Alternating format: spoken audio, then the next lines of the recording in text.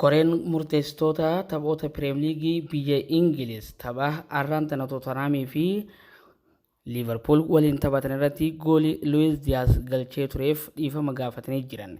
Yurgen Klopp kun bu'aa maal nuu qabaa? Qabxii nuuf hin deebisu, qabxii nuuf hin kennu. Maali bu'aansaa jechuudhaan yaadni garaagaraa ka'uu irratti argama. Taphni arraan tana taphatame. Taphni guddaan torbaanii Liverpoolii fi Tottenham Hotspur walitti fidee ture. Tapha ajaa'ibaa fi tapha torbaffaadha. Kan yaadannoo ajaa'ibaa, yaadannoo gaddaatii fi yaadannoo sekondii takka keessatti daqiiqaa tokko yeroo hin guunne keessatti gaddi guddaan raawwatame ta'uudhaan dabreeti jira. Keessattuu deeggartoota Liverpoolii fi kilaba Liverpool biratti guyyaan har'aa guyyaa fokkotaa, guyyaa jibbamaa jechuudhaan katabameeti jira. Taphni torbaffaadhaa kan Pirimeer Liigii biyya Ingiliz arraan tana istaadiyooma garaagaraatti taasifamaa ture waan ajaa'ibaatiin dabreeti jira. Maanchister Siitiin taphootaan gammaa osoo mo'amin Pirimeer Liigicha dursummaadhaan itti fufaa ture. Har'a kilaba sadarkaa gadi irratti argamu Weelviziin yoo injifatamu Pep Gaardiyoolaan duraanuu kilabuma kanaan firraa dadhabee jechuudhaan taphaan boodatti yaada kennateeti ture. Arsenaal Tottenham wajjin wal qabatanii kilaboonni lamaan magaalaa London injifannoodhaan dorgommichatti fufanii jiran. Tottenham Hotspur arraan tana haalli inni ittiin Liverpool injifate haala nama gaddisiisuun dhuguma rabbiitti. Bara 2019 booda taphoota hanga ammaatti taphachaa ture injifannoodhaan kan itti fufaa ture Liverpool har'a gadda guddaadhaan moo'achuu kan itti fufee ture har'a taphni isaa gargar murameeti jira jechuudha.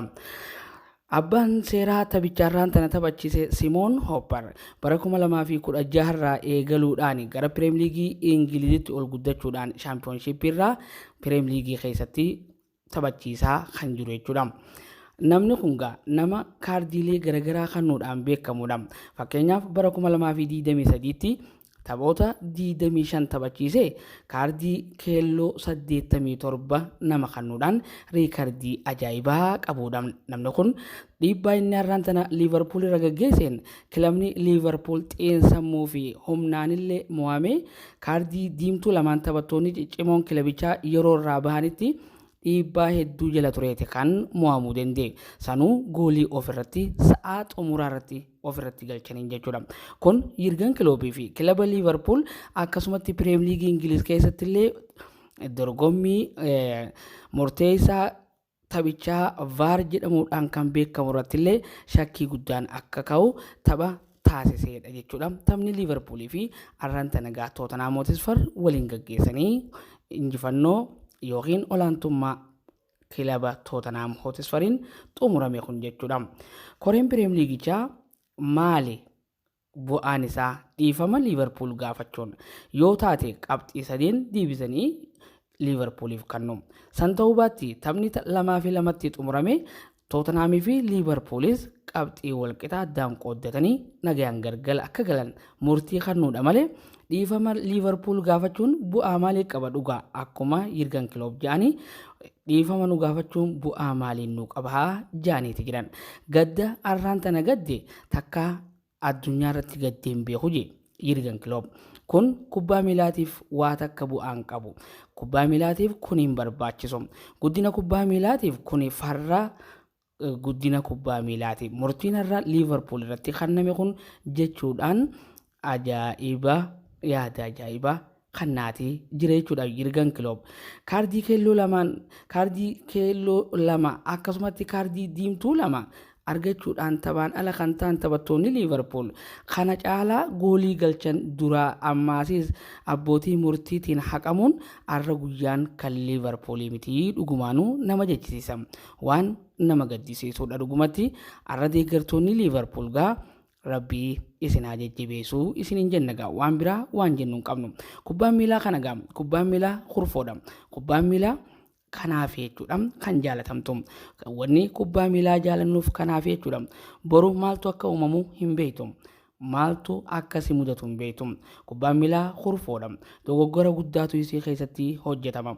Garuu dogoggorri hojjetamu kan irratti dogoggorri hojjetame saniif xiinsammuu isaatii fi dorgommii taasisuufillee dhugumaan haalaan ulfaataadha jechuudha. Mee gara tapha irratti isin haa deebisu murteessaan taphichaa Simoon Hopper kanaan dura jechuudha erga Premier Leaguein Ingiliz eegale kan bara 2023-24 kun taphoota 4 taphachiisee jira jechuudha. Taphni inni jalqaba taphachiisee tapha Manchester United fi Wolves waliin taphatan tapha torbee jalqabaa waggaa ta'u tapha kanarratti jechuudha Wolvesiif kaardii keelloo 3 fi Manchester Unitediif kaardii keelloo 2 kannaniiti tura. Walumaa galatti tapha jalqabaatiin qofa kaardii keelloo 5 nama kannee ture jechuudha. Taphni jalqabaa kan inni taphachiisee ture taphni lammaffaadha jechuudha. Tapha Liverpool fi akkasumatti egaa Aston Villaan waliin taphatanii turanidha jechuudha. Tapha san Liverpool 3-2 injifachuu dandeetti ture. Haa ta'uti garuu Aston Villaadhaaf kaardii keelloo takka qofa kannanii turan jechuudha torbee afuraffaarratti. Taphni torbee shanaffaadhaa kan isaan taphachiisanii turan Evertonii fi akkasumatti tapha Arsenal waliin taphatanii turanidha. Tapha san Arsenal takkaa fi duwwatti mo'achuun isaa kan yaadatamudha. Tapha kanarratti egaa kaardii keelloo takka qofa kannaniiti turan jechuudha. Torbaffaa arraan tanaatiin egaa dorgommii arra taphatameen Tottenhamii fi Liverpool tapha waliin taphatan irratti namni kun Simoon Hopper jechuudha kaardii keelloo 10 takkaa fi akkasumatti kaardii diimtuu 2 kan kennuu danda'an jechuudha. Kanaanis riikardii qabatanii jiran.